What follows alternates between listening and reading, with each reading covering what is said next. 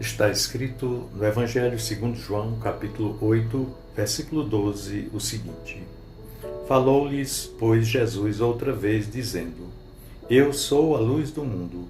Quem me segue não andará em trevas, mas terá a luz da vida.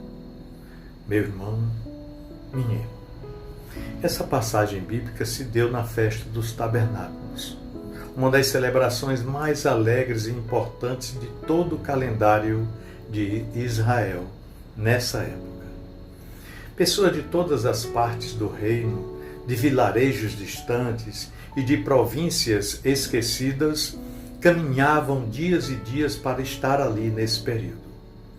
Como as hospedarias não conseguiam abrigar esse mar de gente, as colinas ao redor das muralhas e cada espaço vazio da cidade transformavam-se em um imenso e colorido arraial. Centenas de milhares de tendas feitas de ramos de palmeiras, de oliveiras e de outras árvores eram armadas, criando ali uma verdadeira cidade temporária que abraçava o Monte Sagrado. E bem ali no centro geográfico, visual e espiritual de todo esse cenário estava erguido o imponente e majestoso Templo de Jerusalém. Quando o sol começava a se deitar atrás das montanhas da Judéia e a escuridão da noite ameaçava engolir o mundo, algo extraordinário acontecia no coração do templo, especificamente no Pátio das Mulheres, pois ali foram erguidos 4 candelabros absolutamente colossais. Eram 4 torres de bronze que desafiavam a altura das próprias muralhas. Jovens de linhagem sacerdotal subiam longas escadas, carregando jarras pesadas cheias de puro azeite de oliva para alimentar as imensas bacias no topo de cada estrutura. Quando aquelas tochas eram finalmente acesas, uma labareda gigantesca e dourada rasgava a escuridão do céu. Era um espetáculo lindo. A intensidade daquele fogo era tão devastador que os registros históricos da época afirmam com encantamento que não havia um único pátio, uma única ruela ou uma única tenda em toda a extensão de Jerusalém que não ficasse completamente iluminada pelo reflexo da luz que emanava do Templo de Jerusalém.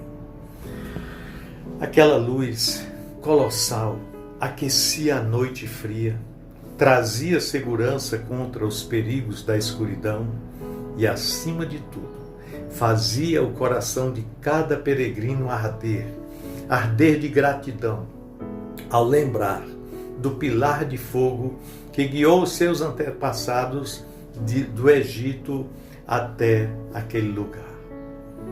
Toda a multidão dança com tochas nas mãos, cantava salmos de subida e celebrava debaixo daquele clarão que transformava a noite em dia. Pois é exatamente nesse clima que, quando a festa está chegando ao fim, que a narrativa ganha uma profundidade extraordinária.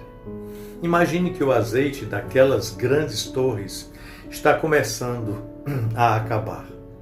As chamas colossais que iluminavam o arraial começam a vacilar, a diminuir, a piscar.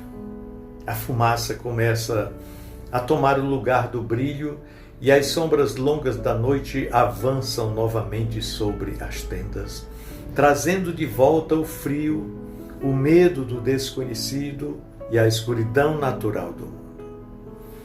As luzes humanas e temporárias da religião estão se apagando. É nesse exato momento de transição, no pátio onde a escuridão ameaça reinar outra vez, que um homem de vestes simples se posiciona. Ele não é um sacerdote ricamente adornado, bem vestido, mas ele carrega uma autoridade que faz a multidão silenciar. Diante dos candelabros que apagam, a voz de Jesus ecoa com poder, rasgando o silêncio do templo com as palavras: Eu sou a luz do mundo. Quem me segue não andará em trevas, mas terá a luz da vida. Ao pronunciar essas palavras com tanta ousadia e clareza, Jesus estava operando uma revolução teológica profunda na mente de quem o ouvia. Quando ele diz, eu sou, ele usa a expressão sagrada que remete diretamente ao nome com o qual o próprio Deus se revelou a Moisés lá na sarça ardente. Ele estava olhando para aquelas torres apagadas e dizendo que o Deus que guiou o povo no deserto não era uma memória do passado, mas estava ali, de pé, em carne e osso. Aqueles candelabros de bronze eram apenas sombras, símbolos temporários que precisavam de azeite humano para funcionar e que inevitavelmente se apagariam. Jesus, no entanto, se identifica como a verdadeira luz, a fonte inesgotável que não depende de circunstâncias, que não oscila e que jamais se apaga. O templo iluminava o arraial de fora para fora. As pessoas viam o brilho nas paredes de suas tendas, mas a escuridão ainda estava ao redor delas, na escuridão da noite. O que Cristo oferece é algo, eu diria, infinitamente superior e mais emocionante. Ou seja, ele promete uma iluminação que nasce no âmago do ser. Uma clareza interna que expõe a realidade e transforma o coração humano de dentro para fora. Essa declaração nos conduz a uma necessidade urgente e vital em nossos próprios dias. Ou seja, a necessidade absoluta de nos achegarmos ao Senhor, para que a nossa vida seja verdadeiramente iluminada. Viver neste mundo sem a presença do Senhor é o equivalente exato a caminhar por uma estrada desconhecida e perigosa no meio de uma noite sem estrelas, sem nenhuma iluminação. Quantas vezes não nos pegamos tateando na escuridão da nossa própria existência, tentando encontrar uma direção para a nossa família? Tateando por respostas no meio de uma crise profissional? Ou tropeçando nas pedras da ansiedade, da dúvida, do medo? Quantas vezes? Sem a luz divina, nossas decisões são tomadas no susto, baseadas no palpite do momento, no orgulho ou no desespero. Caminhar nas trevas significa viver com a constante sensação de que a qualquer momento podemos dar um passo em falso e despertar em um abismo emocional ou espiritual. No entanto, quando nós reconhecemos a nossa cegueira e nos achegamos ao Senhor, a sua presença opera um milagre prático e imediato na nossa capacidade de enxergar a vida. A luz de Jesus não altera o mundo ao nosso redor instantaneamente, não. Mas ela ilumina os nossos olhos para que possamos ver as coisas como elas de fato são. Sob a claridade da presença de Deus em nossas vidas, ganhamos a capacidade bendita de tomar as decisões mais acertadas e de fazer as escolhas mais coerentes com a eternidade.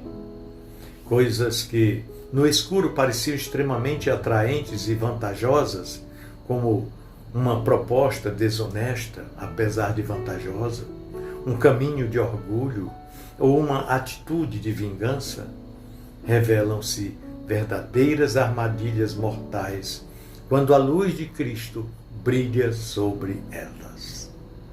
O perdão, que na escuridão do nosso egoísmo parece uma fraqueza inaceitável, sob a luz do Senhor, revela-se o único caminho coerente para a cura e para a liberdade da alma.